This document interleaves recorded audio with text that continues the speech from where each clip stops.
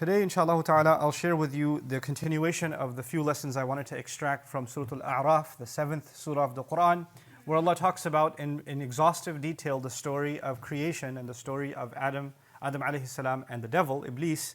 And what I wanted to highlight today, after speaking about arrogance and jealousy last time, is actually when Allah Azza wa Jal asked him, or actually commanded him to be expelled.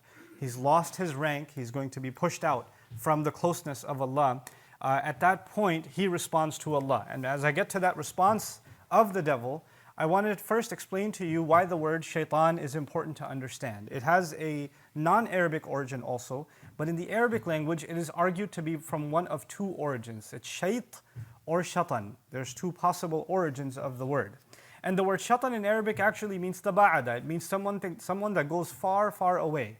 Someone who's very far and very long distance away. It's actually the same reason why the word shatan is used in Arabic for a very long, extensive rope. So a super long rope is actually called al-hablul mumtad, is actually also called a shatan. And from it you get the word shaitan. The other side of it, actually, the origin of the word shait, it actually means someone who is engulfed in flames because of anger. Meaning someone who's fired, literally in many languages, you use the idea of, man, he was fired up, or he was on fire.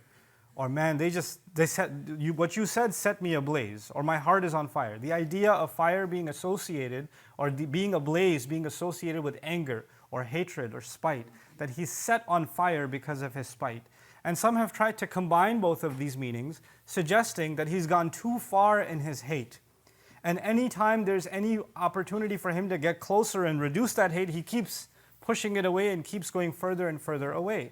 And as a matter of fact, that's part of what he does for us. His job is actually to take something that isn't a good quality that we have inside of ourselves. First of all, he wants to set that quality on fire, excite that quality, serve as a catalyst. He can't make us do bad things. But there is a potential dangerous ingredients inside the human being already. He can encourage you to be careless with those ingredients and start a fire. And once you do, then he wants you to keep going and going and going. يُرِيدُ الشَّيْطَانُ أَن تُضِلُّوا ضَلَالًا بَعِيدًا, Qur'an says. Shaitan wants that you go misguided far, far, far away. Just like he himself. He wants you to keep going and keep going and keep going. And not turn back. And he will, inshallah, we'll see how he does that. How is he successful in messing people up and making sure they stay messed up? So his response to Allah, when Allah tells him to leave, is أَنظِرْنِي إِلَى يَوْمِ يُبْعَثُونَ. Give me extra time, and it's not a lot of time. نَظَّرَ would be to give a lot of time. أَنظَرَ would be to give not too much time. I'm not asking for too much time until the day when they are resurrected. Meaning, don't punish me right away. Just give me some ability from even now until the day they're resurrected. And in the mind of shaitan, that's not a long time. In the mind of shaitan, who's actually been in the company of Allah, been in the company of the angels, he actually understands that from the time that this conversation happens until Judgment Day is not a very long time. And actually what he spins to all of us is, you got time. You got all the time in the world. You don't have to change right now. Ramadan's not for a few months. You're good, So in your head and in my head, we feel like we've got very long. And even if death is near, then so what? The day of judgment, God knows when that's going to come. إِنَّهُمْ يَرَوْنَهُ بَعِيدًا وَنَرَاهُ قَرِيبًا. They see it as something very far away. Why do you have to worry about it right now? So that's one thing that we get from it. The other thing that's on a side note, it's not really part of what I want to give you in the khutbah, but on a side note, some people ask the question, and even recently I was asked, shaitan is someone Allah kicked out, someone Allah rejected. And yet later on in the story you learn that he was able to whisper to Adam and our mother, who were still in heaven. So how is he able to whisper to them while he's kicked out of heaven and they're still in heaven? And possibly the answer to that is actually this ability Allah gave him. First of all, he stays at a distance. He's part of the meaning of his word. He stays at a distance. But Allah gave him the ability to have his whisper reach us anyway. And that's not so hard for us to imagine today, right? People are very far away from us and their voice reaches us by means that would, in any other century of world history, would be considered magic. I can see my mother from across the ocean. That's, in any other day and age, that would be called magic. Today it's just an iPhone. Or today it's just a video call, right? It's just a Skype call. So, but the idea that he can reach from a distance and can whisper is an ability that Allah allowed him to have. until the day of resurrection. So, أَنظِرْنِي إِلَى يَوْمِ يُبْعَثُونَ, and Allah immediately responded, قَالَ إِنَّكَ مِنَ الْمُنظَرِينَ. Fine, you are among those who've been given some time. I'll let you have some free space, from some free roam to operate within that space. The other thing here is, why did he ask for time? He knows punishment is coming. And he knows it's not that far away. What's he hoping to gain? He knows for a fact he will not avoid Allah's punishment. He knows for a fact that he's been rejected. There is no success for him at the end of all of this. There is no saving himself. There is no asking for forgiveness. He's given up on all of those things. He's gone far away from all of those things. He's made up his mind. So what's he going to accomplish? In his mind, so long as I can prove to Allah that I'm not the only failure. I'm a failure, sure. But my success will be if I can prove that they're also a failure. Aha, see, you think I'm a loser? They're losers too. And I'll prove it to you. Just give me time. This is his success. In his head, that's a goal. And you know what? That's a goal like a virus that he infects other people with. There are some people in whose life the only thing is, I don't care if I accomplish or not. I just want to make sure this one doesn't accomplish. I just make sure this one doesn't get. This is exactly what happened later on in this surah, in the story of Habil and Qabil. They both offered a sacrifice. One sacrifice was accepted and the other says, well, how was his accepted? I don't care if mine was accepted or not. I can't have him be successful. That bothers me. Jealousy even between human beings. Jealousy between siblings, between loved ones, between spouses, between parents. I've even met children that have said to me, I don't like my parents. Why don't you like my parents? Because they love each other so much, it bothers me. Really? That bothers you? Yeah, because I know I'm never going to have anything like that. It just makes me jealous. Whoa, that's heavy. I mean, it sounds weird and funny, but it's actually pretty heavy. That a person can actually feel that. Shaitan can make you want something. Even if you're not going to have it, I wish they didn't have it. So long as they're miserable, I just want to make sure they're miserable, then I'll be happy. There are some people who might just be, they're okay so long as they don't hear from you. But if they find out that you're happy, if they find out that you were smiling, it really bothers them. Like, why is he happy? What just happened? I thought he disappeared. I thought she was miserable. And now I see this picture somewhere, or I see this video somewhere, or I heard from somewhere that they were happy. Huh? What is this? And then the thought of, how did they get away with it? How are they smiling again? It just eats away at them. They can't get it out of their head. This is from the devil himself. The devil can't see us succeed. And so he tells Allah, give me time and I'll prove my case. But then what he said, it's so loaded that it's not going to be done in one khutbah. His strategy it's not even a secret. He didn't even hide what he's going to do and how he's going to do it. He actually laid it all out. And Allah laid it all out for us, because part of guidance, part of knowing the road is knowing the dangers on the road. So know your enemy, right? So you can't Allah didn't just give us directions. Here's how you get to heaven. Well, here are all the obstacles on your way to heaven. Here's all the obstacles that will keep you from succeeding. And here's your enemy waiting for you. So he says to Allah, قَالَ فَبِمَا أَغْوَيْتَنِي.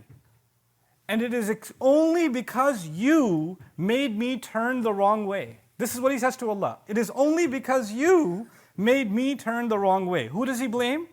Allah. This was your scheme. This was your plan. You knew it would bother me that Adam is made from dirt, and you messed, because you're all-knowing, you messed with me anyway, and you made me sin. It's your fault, not my fault. You got me into this. You did this to me. You just don't like me. You have it out against me. You're the one who cursed me. You're the one who doesn't want me to be forgiven. And because you did this to me, I'm going to do this to these human beings that you love so much. So the first part of that is blaming Allah. And because in his response, you could see, first he refused to do sajda. That was a distance away from Allah.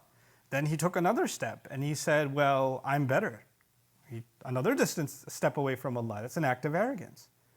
But now he's taken a huge step away from Allah. When he says, no, not only am I not wrong, you're the one who's wrong. You're the one who did wrong to me. Now he's blaming Allah. He's taking even another step. Guess what he's going to do with humanity? He's going to come to each one of us, and first he's going to make us disobey Allah. And then we all disobey Allah at some point. We're not perfect. We're going to make mistakes. But that's one thing. But then and then maybe one time you make a mistake, you feel bad, you ask Allah to forgive, you repent, you cry, you feel guilt inside you.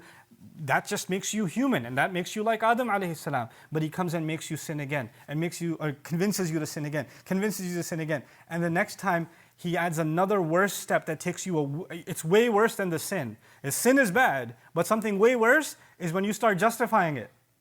It's way worse. When you start giving a logical explanation for why you sinned. Well, I was under a lot of pressure, or I did this, or I had this reason or that reason. You don't understand what I was going through. I was really upset at the time. I have my reasons. When you start doing that, you're being like the devil. He's taking another step away. Taba'ada, shatana. Another step away from Allah. But the worst of it all is someone keeps going down a road of sin, and then when you say, why are you going down this road? You say, Allah wants it this way. If Allah wanted, I would have been a better person. I don't even know why He hates me so much. God just doesn't like me. What has He done for me? And you find people that have now drowned themselves in sin, now speaking about Allah in that way, exactly the step-by-step procedure Shaitan took to take another step, before he's an infinite number of miles away from Allah. This is taba'ada. And all of this out of his rage. Fueled by the fuel of this vehicle is his rage. So he will want that for humanity. And so he says now to Allah, you're the reason. You're the cause. And you know what? Not only do I want to get away from this, from my road to Allah, but he says, لَأَقْعُدَنَّ عَلَى صِرَاطِكَ الْمُسْتَقِيمِ. He promises to Allah, لَأَقْعُدَنَّ لَهُمْ صِرَاطَكَ الْمُسْتَقِيمِ. I promise to you, and I swear to you, and I swear to you, and I swear to you. This is called lam al-tawqid and nun thaqila in grammar. What that means is, it's really hard to translate in English. An easy English translation would be, I will sit, waiting for them. That would be an easy English translation. But qu'ud actually means to sit somewhere waiting in ambush for an enemy. Qu'ud and a maq'ad in Arabic is where you sit waiting to ambush your enemy. You know how cops sometimes pull in behind the bushes on the highway? Waiting for you to speed? That's qu'ud. That's actually qu'ud. Okay? وَقْعُدُوا لَهُمْ كُلَّ مَقْعَدْ, Quran says. كُلَّ مَرْصَد actually. A place of ambush. But anyway, the idea of qu'ud is to sit somewhere a long time. And qu'ud is different from julus. If I sat on this chair and got up, that's julus. But if I was in qu'ud, I would take my time. So he's got all the time in the world. If you're not messing up, he's okay. He's like, I'll get you eventually. I'm waiting. He's studying you. إنهم يرونكم هو وقبيله من حيث لا ترونهم. He and his minions are constantly watching you, surveying you from places you can't imagine. They're studying your behavior. They're looking at how you respond to things. They look at what upsets you, what makes you happy, what makes you slip, and then they use that against you. You're literally the psychological subjects of these devils. And so he promises Allah the strangest promise. He says, I will sit, I will wait for them, I will wait there for them. I swear to you, I will wait, and I will wait. Where? On your path that is straight. On your straight path. Sometimes people ask the question, I understand when disbelievers mess up. I understand when people who don't believe in God are drinking and clubbing and adultery and all this other stuff. I get it. But I don't understand why people that look religious, act religious, talk religious, they know Quran, they've memorized, they're wearing hijabs, they just came from Hajj. And look at what they're doing. Look at how they're talking. Look at how they're behaving. These are supposed to be good people, and look at how they're messing up. Guess who he comes after more than anyone else? He's bothered by people that are on this path. And he waits to attack you. And when he fails, he moves down 1 mile and says, okay, when you pass this mile marker, maybe I'll get you then. And when you make him fail again, he moves ahead and waits for you again. And you keep going down this path, and he will come at you and come at you and come at you. You know, people that haven't changed for Allah, people that are still in sin, they look at someone who's trying to change and say, you're a good person. You know, Allah made it easy for you. Allah didn't make it easy for anyone. The devil comes to everyone. It doesn't matter if you're praying 5 times a day. It doesn't matter if you're in tahajjud every single night. It doesn't matter if you do hajj every single year. It doesn't matter if you recited the entire Qur'an and you recite it over and over and over again. That will never make you immune from the devil waiting for you and coming at you and coming at you and coming at you. And he doesn't attack people the same way. You know, when you study your enemy, you know, in sports, for example, what they do with teams, right? Before they have a match with a team, they study the strategy for that team. And the coach tells them, this is how we're going to do our offense, this is how we're going to do our defense against this team. They study their opponent very, very well. So the gameplay of a team is not the same depending on the opponent. Even in one-on-one sports like tennis and things like that, you get coached, this is how you handle this opponent, this is how you handle their serve, this is how you respond. This is exactly what the devil does. His attack is not the same for me as it is for you. He's not going to attack you the same way he attacks me. He will study you. Find out your weaknesses and come at you from your weaknesses. He'll study me, find out my weaknesses, come at me from my weaknesses. And he knows that Allah has given him that time where he can just allow to sit back and just watch and study and observe, and then come and suggest, and then come and give whispers. And that too, all of it on Allah's straight path. So you know what we're learning? That the hardest thing to do is to actually take one step towards Allah. So the hardest thing to do. Not make 1,000,000 miles of progress. One step towards Allah. Because when you're about to take that one step, He goes, wait. You were my friend. Because when you're going in the other direction, you're the devil's friend. But if you turn towards Allah, you just became His enemy. You're the reason He got kicked out. He wants to prove that everybody can be His friend in hell.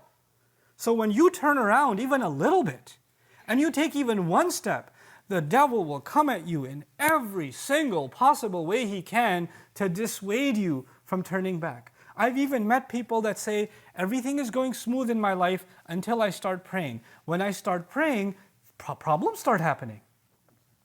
All of a sudden my friends are mad at me. All of a sudden my health is going bad. All of a sudden I'm having this trouble or that trouble or the other trouble. So I'm just scared of praying because things just start messing up. I knew a scholar one time who, his mother was Christian, and she was thinking, he kept inviting her to Islam, and he's old himself, and his mother's very old, and he keeps inviting her to Islam, and she's not ready to leave. And one time she decides that she's thinking about Islam, and she starts getting nightmares every night.